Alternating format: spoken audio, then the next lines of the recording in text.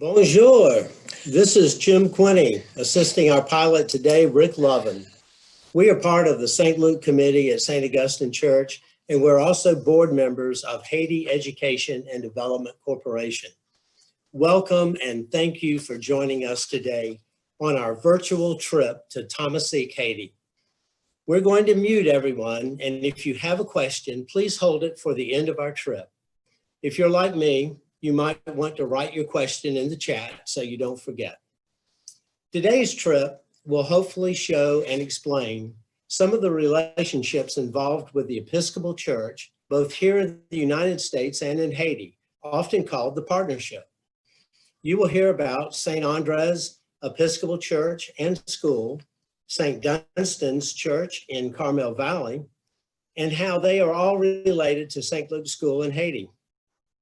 The St. Luke Committee formed a 501c3 named Haiti Education and Development Corporation to help us expand our reach to potential partners beyond the walls of St. Augustine. Keep in mind throughout this presentation that public education in Haiti is provided to approximately 10 to 15% of the population, leaving the rest of the country to rely upon non-governmental organizations, NGOs, and churches. We know through studies every additional year of school can make a tremendous impact on the child's life, especially if the school also provides nutritional assistance. Our committee and HeadCorp are committed to advancing education and helping communities grow in Haiti. So we're getting ready to taxi to our main runway. Bring your seat backs up, tray tables away, and enjoy this approximate 35-minute trip to Thomassique, Haiti.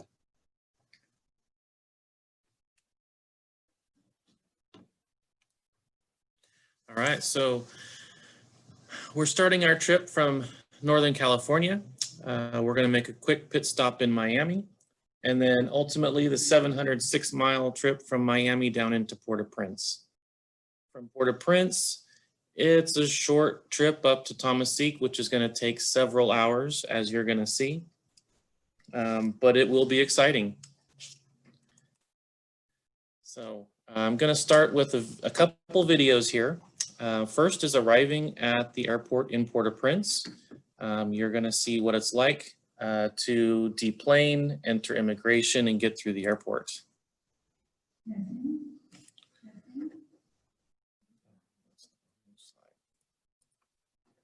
we go.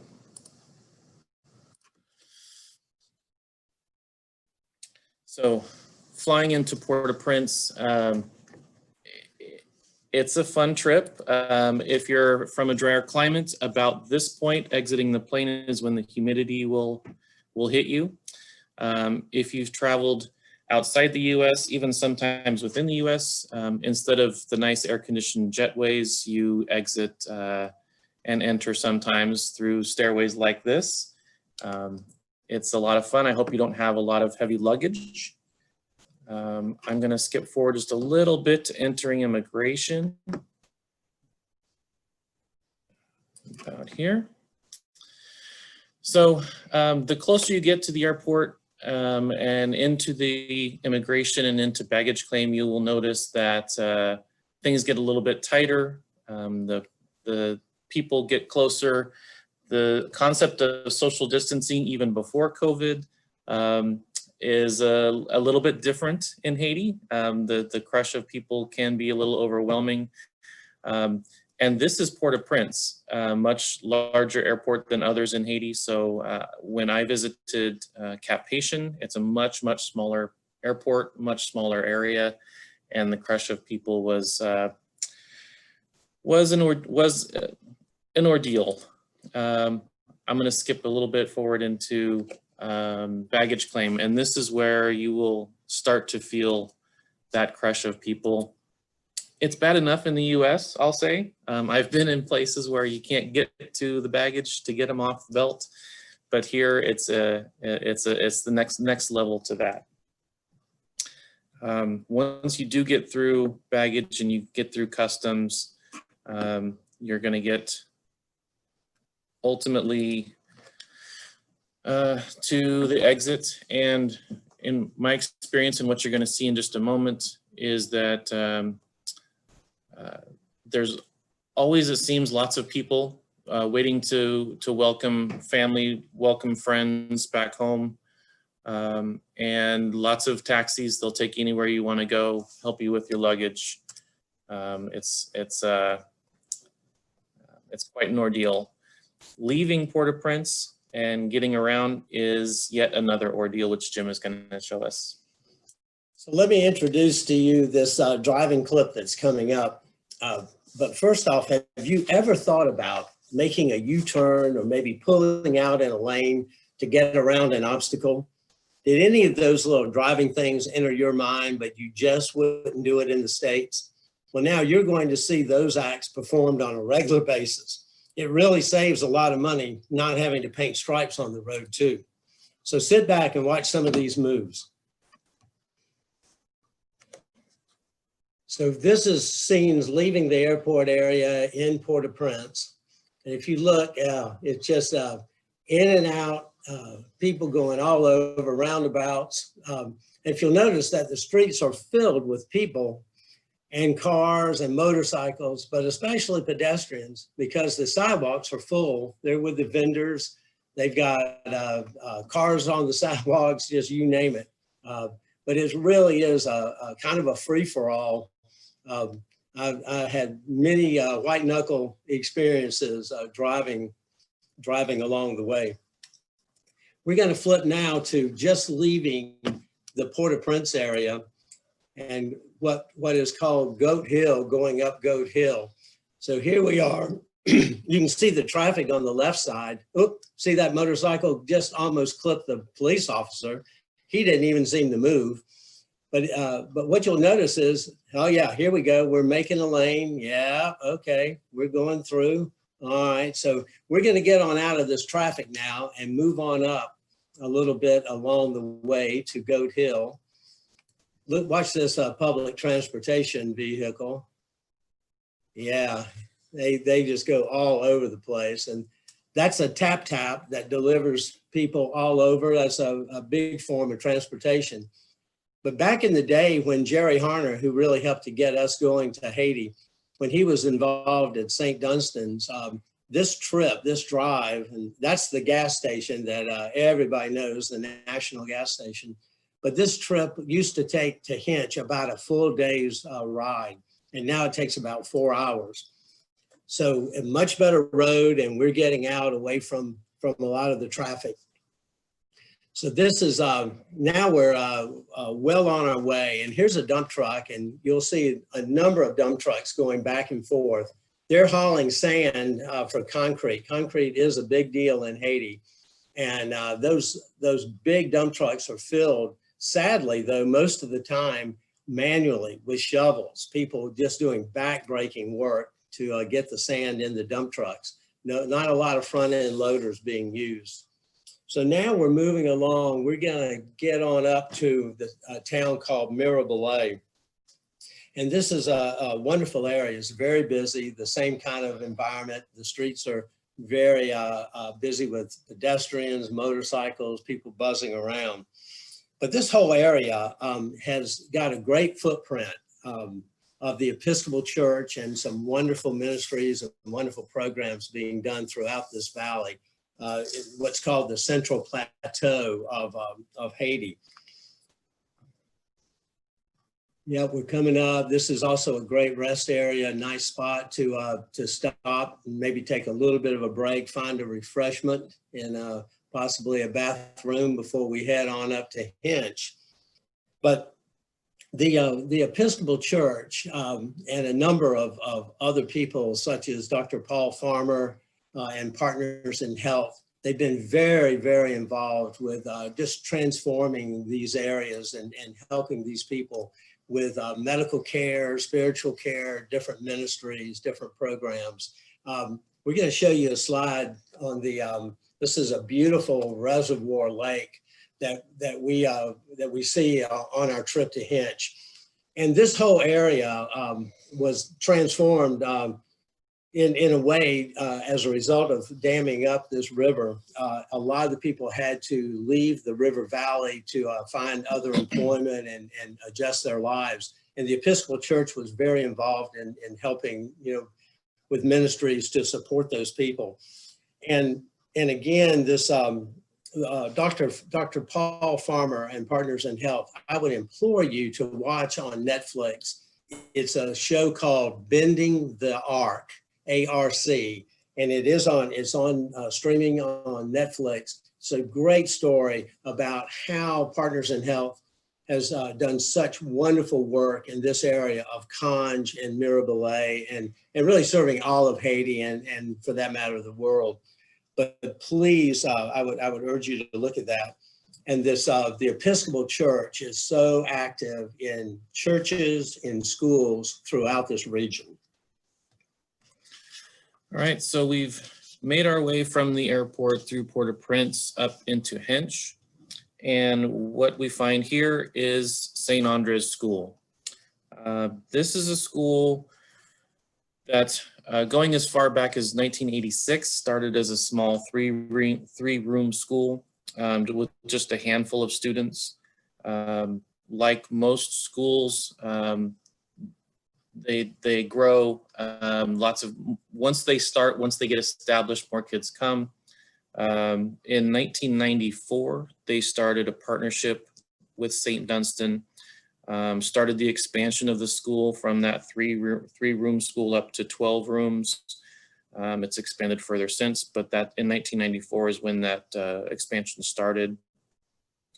Going up into 2003, they added a hot lunch program through Rise Against Hunger, added a computer lab.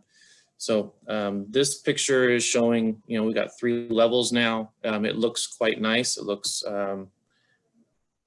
developed, if you will. But in this next picture, you can see it's not done. I don't think a building is ever done in Haiti. There's still room for expansion. There's still plans for expansion. So I'm gonna move on to some pictures of the kids. So this school has kids, I think as young as 3 and up through primary school, up into secondary school. And the picture at the bottom, you can see it's a lot of kids. I think if you were to compare the size of this school for the number of students in this school to a school in the US, you'd be, I think, quite amazed at what they can do in such a small location. St. Andres is not just a school. It is a church as well. So it's the church community along with that school. A couple photos here of the church sanctuary. In the left picture, right in the middle, if you look closely, you'll see Pastor Liz from I believe the second trip 4 years ago now already. But quite a vibrant school and church community there. So I'm going to tell you a story about Ketty St. Fleur.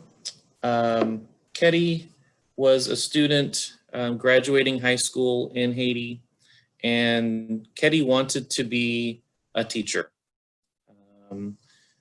Ketty was also an orphan and didn't have the means to pay for teaching college. St. Dunstan stepped up and supported her through teaching college. And for a couple of years after teaching college, she became a teacher, and teachers actually with credentials are in high demand. Typically teachers are just some older people that have been through school that come back and volunteer to teach, but a credentialed teacher is in demand. And within just a couple years, she made her way to being a principal of a school of about 600 children. She wanted to further her education to help the kids in Haiti and went to get her master's degree in Marseille, France. Again, St. Dunstan helped her. After her master's degree, she came back to Haiti.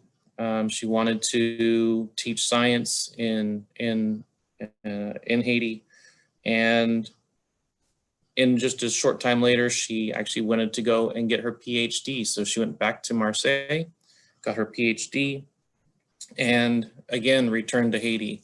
Unlike a lot of people who leave Haiti, get their education, start a business or do whatever, and don't go back to Haiti, Ketty actually went back, wanted to share her talents and her skills, and is in the process of starting her own school.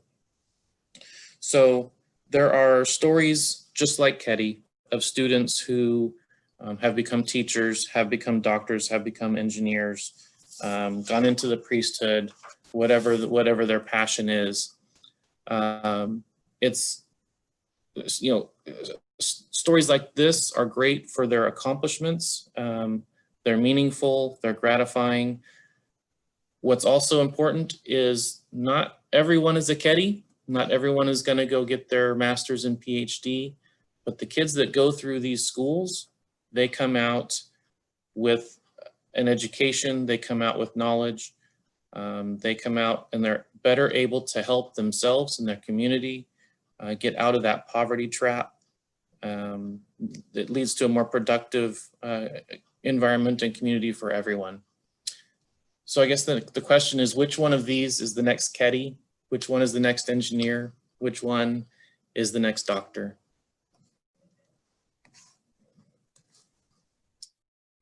Rick, that is a great story and very, very true.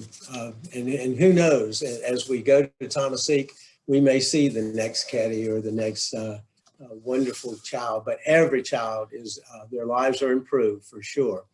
So we're going to jump back in the car now and head to Thomassique. This is kind of an interesting commute. Believe it or not, that is the road. That's not kind of an off-wheel, four-wheeling trip that we've designed for fun. Look at that hole up on the right side. We're going to take a closer look. That is a man-eating hole right there. That if we were driving along at night and didn't see that, that would literally stop you in your tracks. This road is occasionally washed out, as you can see, from rain. So we always like to try to travel to Haiti and to Thomassique in the drier times of year. It's a much safer commute from Hinche to Thomassique. So as we go along, you're going to see a lot of motorcycles, lots of people just traversing on foot, on burro. It's a lot of activity, and there's some really nice, very nice scenes. This is one little segment of road that was actually paved with concrete, very seldom seen in this part of Haiti. Then the next slide will show, here's what happens when it does rain. And this is some residue left over from the rainy season, and we got through it safe and sound. But here's some little friends that you'll see along the way, and they've been trading probably who's going to ride the burro for a particular time. But just cute kids, beautiful countryside, as you can see, just very, very picturesque. Here's some additional motorcycles, and I would guess or venture to say that every person that rides a motorcycle on this road could probably compete in the United States on any dirt track and make a great living, because they go through some perilous rides. I've seen 3 on a bike on this road carrying a cylinder of propane gas, which is just amazing. So. But here's what you often see in the towns and along the way, you know, just the kind of the mutual responsibility. Here are these two children, and I bet a mom told them, that, don't you let go of your brother's hand, you keep hold of him. Just a great sight, and just shows kind of the love and just the compassion in Haiti, which is so profound. So we've entered Thomassique. And this is it is a pretty good sized town. We're going to drive on towards St. Luke, and we have just arrived at the church. This is St. Luke Episcopal Church, the church building, and this is a picture from our first trip. So on the first trip, we had a great opportunity to really just to listen and to share and to talk with our friends in Haiti and to get to know them. And if you see on that picture on the left, top left, those children, they have that reddish tint in their hair, which is a sign of micronutrient deficiency. We didn't see a lot of like distended stomachs, but we did see this. And the people that ran the church, they were concerned about the nutrient deficiencies or the lack of nutrition for the students. They also told us that they really had a significant problem with clean water, that they just didn't have good sources of clean water. And some of the children had parasites and were often sick with diarrhea as a result of that. So that bucket that you see on the bottom left, that's a 5-gallon water bucket with a Sawyer filter attached. And that was a kind of a quick fix that we were able to get down to the school almost immediately after the first trip. And then you see on the right, that's a beautiful picture of the head lay person at the school, at the church at that particular time. And that's actually her home. She was gracious to have us come in and have lunch with them and sit down and just really share and talk. Then on our next trip, our second trip, this was more of a real celebration. We had been, actively involved with the school. There's the head layperson again. She's pinning Nolan to make sure that we're all designated as the special guests, special visitors.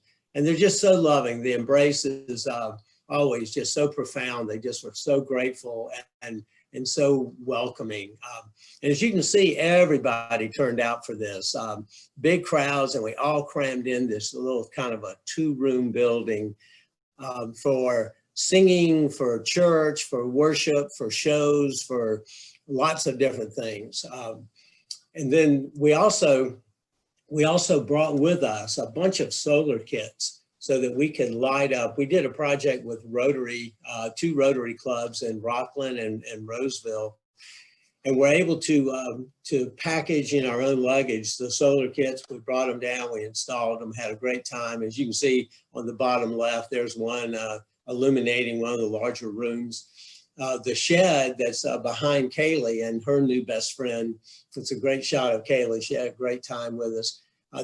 That was a kind of an administration and storage area that didn't have any light in it. So we made that a much more functional building. As you can see the children, and they really are beginning to respond. But when we first arrived, they had just volunteer teachers and people that just had a heart for helping the children and helping the parish. And then we started funding some teacher salaries, and we were able to bring in some new teachers, and that's just been a progression along the way. So after that second trip, we had noticed during the first one, there was just this kind of building next to the church. That's a picture of Aiden putting in a solar panel on the church itself. But right to the right is a piece of property, and we really couldn't tell what was going on in it. There were some guys fixing motorcycles in it at the time. But this piece of property actually came up for sale after that second trip. And we were able to buy it, to fund it with a $6,000 contribution to buy that piece of property. And this kind of began the transition. So between the time we bought the land and and that got settled, we were really fortunate to have the Reverend Gouline Fifi. She became the priest in charge at the school. Up to that point, we had been working with with Noe Bernier, the priest over the entire Central Plateau. He's the archdeacon for the diocese. And Noe is wonderful. He was the priest that came up and visited with us at the beginning of our relationship. And Noe is wonderful, but he had about 11 parishes under his administration. So now Fifi has been put in charge of 3, and St. Luke, I think, is probably the primary one where she spends a vast majority of her time. But we are blessed to have her, and we noticed that there were some things beginning to happen. So this picture is, she got the school moved into this new building or new area immediately. And you can see it's rough.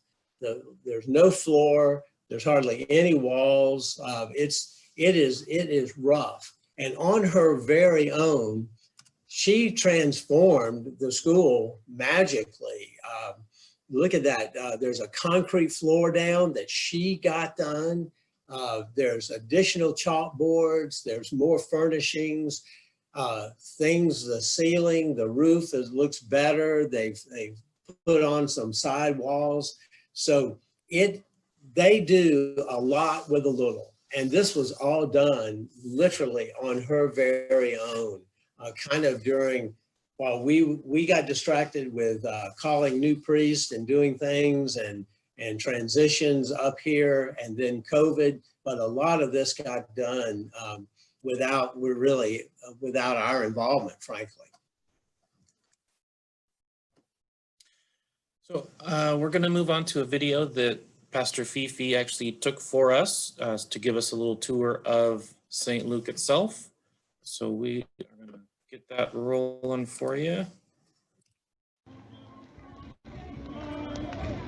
Hi Jim, this is the video you asked me to do, and I'm in front of the school right now. I will enter the school very quickly and then I will send it to you. If you look at my left side, here is the place where this school was before, and I don't know what is the reason. And the toilet is next door, we just built with the money for the furniture. And then I will go into the hall and you will see the children. All right, here's the hall that we do, and here I'm in front. Okay, now I'm going in. I'm going into the school, and right now is the first class. All right, and second classroom. Okay, you can see how we put all the children together. Right.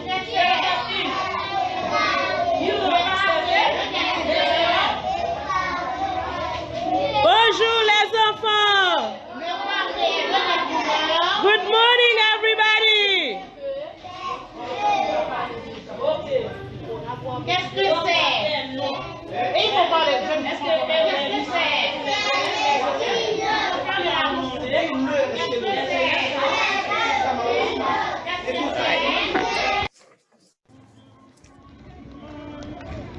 Hi Jim, this is the video you asked. Okay, so that's just a great video clip from Pastor Fifi, and you can see there's about 6 active classes going on in that hall, as she calls it today or right now. And the noise level, I mean, can you imagine trying to teach or trying to concentrate in that? So yeah, we definitely want to make some improvements as quickly as possible. But this next video, this is the committee and all the members of Head Corp. And we put this together with the help of Nolan Eckberg. You did a great job on it. But this really tries to focus on, kind of where we've been and where we want to go. So this is St. Luke today and tomorrow.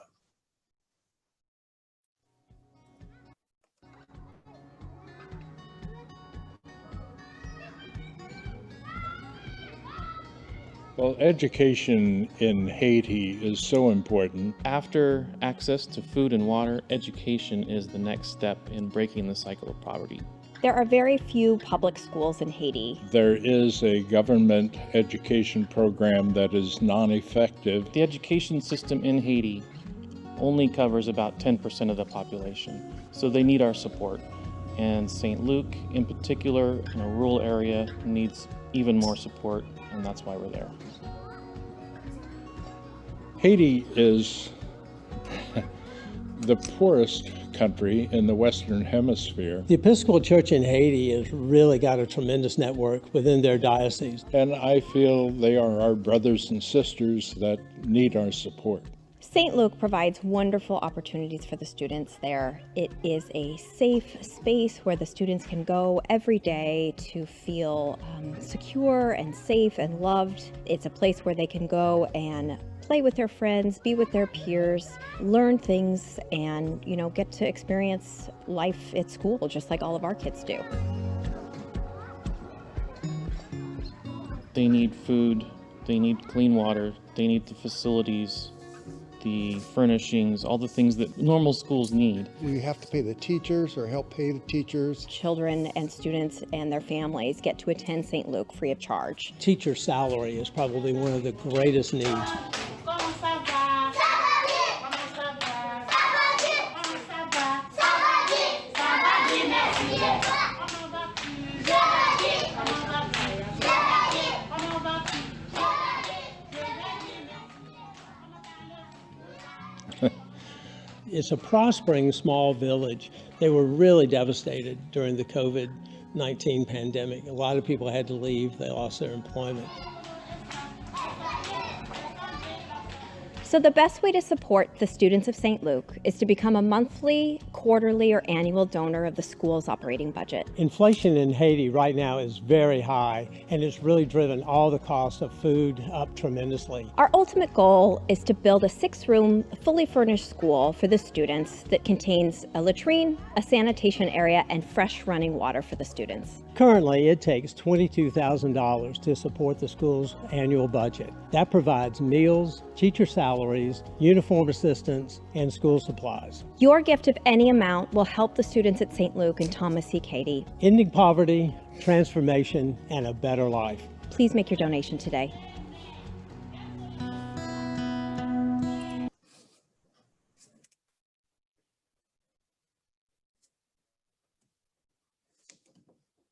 So to give you more of a better breakdown of the school budget, I just wanted to get this slide up for you. So the daily lunches are estimated to be $7,700 annually.